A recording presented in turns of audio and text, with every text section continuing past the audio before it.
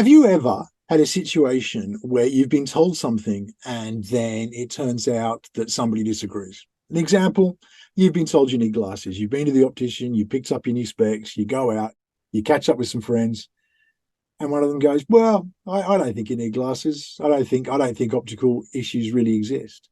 That's what the NAS, the National Autistic Society in the UK, have done.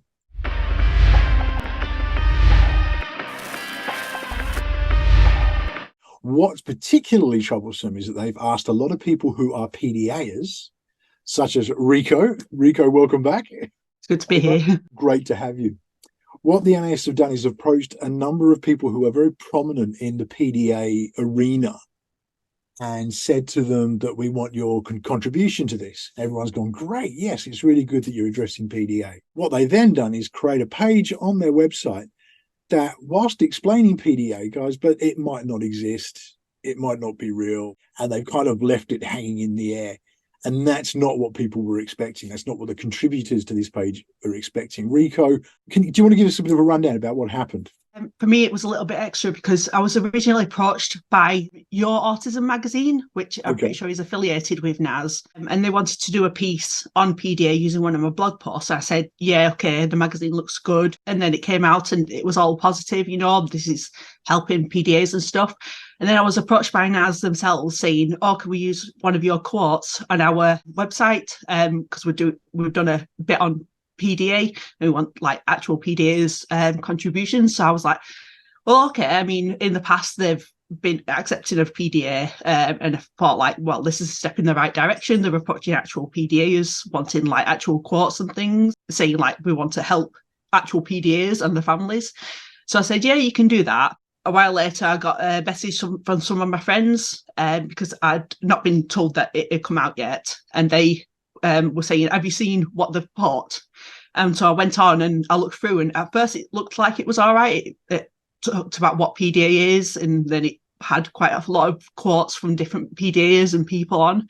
And then at the bottom, it's like, oh, but we don't actually believe it exists. There's a huge debate, and it was leaning towards, we don't actually think it's real, but here's how you can support people who are PDA. Why have you got PDAs involved saying we want to help PDAs? And they're saying, but we don't actually believe it exists. It's like saying, we're looking for a cure for cancer, but we don't believe it exists. Yeah. My first instinct was, when I was giving that sort of analogy at the beginning, was to use that. But I don't want people to see PDA as being a disease or something that needs to be treated or cured. But it does need supporting. That's the key. And I'm going to play devil's advocate to some degree here, because I think the responses need that. When you look at the actual page, it's written in a very clinical format, very medically based. What they say isn't necessarily untrue. PDA is still in its infancy as far as being understood, and therefore the decades of research that have gone into autism, to neurodivergence, ADHD, any of those sorts of things aren't there to back it up. Could you argue that they're being responsible by saying that there is debate about this? I mean, if they put maybe a short bit in saying like some people disagree that it exists, maybe, but what they wrote sounds like they personally disagree that it exists. The tone is very much there's no research. When there is research, yes. It's just the research isn't adequate enough to get it in the DSM, but there is research that basically proves that it does exist, just not enough to distinguish it in the eyes of those in charge of the medical journal that it's different from other things. So them saying like, oh, there's no research and there's a big debate about it, is actually false. And that's the thing that really rubbed me up the wrong way. When this was highlighted to me, my good friend Tigger showed me what's been put, and I read Sally Cat's response, and I did ask Sally Cat to come on. She doesn't like being interviewed, really, which I totally understand, so that's why she's not here. But I'll put that up on the screen now, and you can have a quick read through that, and I'll also put it in the description if you want to have a proper read of it later. But her response was just furious. But right so, and I think the fact that they'd approached PDAers with this very positive spin, it was kind of like that sort of carrot dangled, wasn't it? Here's your thing, catch it away at the last minute. Sorry. I really felt angry on behalf of other people, not being a PDAer myself, obviously very close to it with my daughter, and hence not wanting to just talk about this myself. I wanted to bring you on because A, you were listed, and B, you're a PDA, or you self-identify as a PDA. Yeah. And I think the difficulty with this as well is that PDA itself has a very unique set of traits. And obviously, if you're looking at a Venn diagram, it's very much autism, PDA, and they cross over a lot. Yeah. There are some unique aspects to PDA that make it a profile, its own profile within the autism spectrum. There is debate in the state, particularly about whether it should be its own diagnosis. Yeah. I'm not going to get into that here. The reality is, at this current point of understanding that we have, is that it's part of the autism spectrum. It's a profile within that. With the demand avoidance, that need for control, what they've actually done is given control. We want PDAers to have their say, to put their piece on this. Yeah. And then they've used that to snatch it away, pull the rug out and say, however, we don't think it exists. What was that like for you emotionally? I mean, it was like quite frustrating and very confusing, because the stance makes no sense that they've put down, like saying, here's how you can help PDAers, but it doesn't actually exist. Like, it seems a bit silly. But for me, like, everybody was really upset and angry, and I wasn't that surprised, because given the history of NAS, I feel like I should have known that something like this was going to happen. I thought they were getting better, and clearly not. Well, they did for a while, didn't they? And this is to explain to viewers, anyone who's watching this, the National Autistic Society are kind of the biggest voice, if you like, for autistic people that exists in the UK. Yeah. However, they went through that. They were kind of a bit dodgy in the past, and people were reluctant. They improved on that, and actually they listened to autistic people, and they started to make changes within. And then in recent years, they've started being proponents for ABA, which is applied behavioural analysis. You can check out the video in the description I've done on that and why it is harmful. When you've got things like that, it's showing that, again, they're not listening to the autistic voice, and they're not listening to the community. They're speaking over it rather than with it. And it has echoes of Autism Speaks, which is an American charity, really inverted commas charity, that's entirely run by neurotypical people and proposed and sets itself up to be the voice of autistic people in the States. It's awful, it's dangerous, and it's scary. The reality is that the history of the NAS at the moment is that they're treading on some very thin ice. I mean, people are going to read this. What are you going to say to people who go, oh, but it doesn't exist?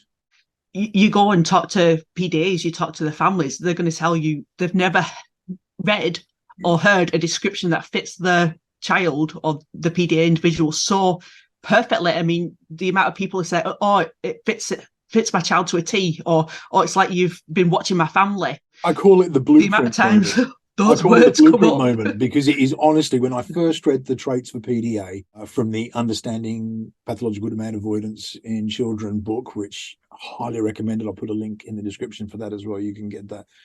But the traits that they listed there, it was like reading a blueprint for my daughter. Every single one. Boom, boom. And that seems to be the overwhelming response I get. It's considered a rare profile within the autism spectrum, but my experience is actually it's a lot less rare than people realize. There are different types. There is autistic demand avoidance. PDA is the pathological element. People don't necessarily like the word pathological. I think a better way to describe it would be perpetual demand. Yeah, some people like pervasive as well. That's quite a common one. Yeah, basically ever present. So for my daughter, when she's experiencing, her life revolves around the need for control to cope with her anxiety. You can watch that on the video I'll put in the description as well. But the reality is that's her life. It is constantly being met with demands and a response within her that, in order to alleviate her anxiety and bring it down, needs to take control. And so therefore demand avoidance comes up. And this can happen periodically with autistic demand avoidance. With PDA, it is perpetual, it is pervasive, and it is constant. Like you say, reading those traits, it was a blueprint for my daughter. And I've spoken to so many people. I was talking to a lady at school who has put her son forward for an assessment, and she said a couple of things, and I went, just look through these. I've got the traits as a picture on my phone. I'm like, you could just have a look. Does this ring any bells? Yes. And it's the same thing. Once you've seen it, you can't unsee it, kind of thing. Yeah. It is that. I mean, was that for you? Because you identify yourself as a PDA. When you first stumbled across that, what was it like for you? It was funny because I was looking for support for my eldest because she was really struggling in school and at home. And I was like, I knew at that point that she was autistic, but it didn't quite fit. There was like only partly described some of her difficulties. I knew at that point that I was also autistic, and I was like, I'm sure there's something else going on here. There has to be. So I was looking around and I stumbled upon PDA and I thought, that fits her a bit, but that is me. So I joined some groups, and there weren't many groups back then, but there was the adult PDA group. Yeah. So I joined that, and it was just like, imagine you're a sheep among pigs and you suddenly wander into a field with sheep and you're just like, this is it. This is who I am. I love that analogy. Everyone understands. Yeah, it's like they say something and you're like, I get it. Like, it makes sense. If you describe your difficulties to non-PDAs, there's like, that doesn't make sense. Why can't you just like do it? It's not that hard. Just make yourself do things. But when you talk to it about with PDAs, they're like, no, I get it. We can't just make ourselves do things. Like the way our brains work, it just makes so much sense when you're with other people. It's just like, that's my family. Well, with PDA, it's not just for my daughter, it's not just me going, you need to clean your room, go and do it. Yeah. She may think to herself, away from me, oh, my room's getting messy, I need to tidy it up. But that in itself is a demand. And then it clicks. Yeah. It's a self-imposed issue as well, isn't it? My middle child absolutely loved water as a kid. Like, if there was any water in the house, he would be in it, playing with it, loved baths. He used to like try and run his own bath. But then there were times where I'd run a bath and he'd be like, you could see that he wanted to go in, but he just couldn't go in. And then he'd like get a bit upset because he wanted to have a bath. It, like, really badly sensory seeking for the water, but just couldn't make himself get in the bath. And it's quite like that with me. I mean, I'll buy a book that I've been waiting for ages to come out from my favourite author. I'll get it and it'll be in my hands. And I'll be like, open it, read it, and I just can't. And then it's just so frustrating because you want to do it so badly, but you just can't. You just can't do it. What would you like to see happen now? We've got this situation. We've got what the NAS have put up. What do we need to do to change this? To start with, to change this. What do we do with? Yeah. How can we reach out to the NAS? I know some people have contacted them. They've sent emails and stuff. I think it was Sally Cat or someone with Sally Cat did a petition to try and get them to change it. I mean, what they should have done is, as soon as people complain, they should have thought, right, maybe we need to look at this and change it. But I don't think they have. In fact, I know one of my friends contacted them a few times and they didn't even reply at first. What they should do is go back through it and say, is this actually fair? Is it like are they impartial? Are they coming from an impartial place? Because there is the research out there. There's the evidence, not just like from personal accounts, but from like actual studies to show it. And what they're saying is, oh, there's none of this. And there's a debate that it doesn't exist. It sounds like they're favouring one side when the evidence doesn't support that. So really, they should change it. And that's kind of where I was at, looking at it. I understand the need to put both sides on. If there is a debate, then that needs to be addressed, to be impartial and to be fair in that way. But if you're going to do that, you've got to be impartial in your approach. And the problem that I have with it is it appears to reach a conclusion that it doesn't exist, and that's where the problem lies. And it's also quite a thing as well. They're putting on information how to support PDAers.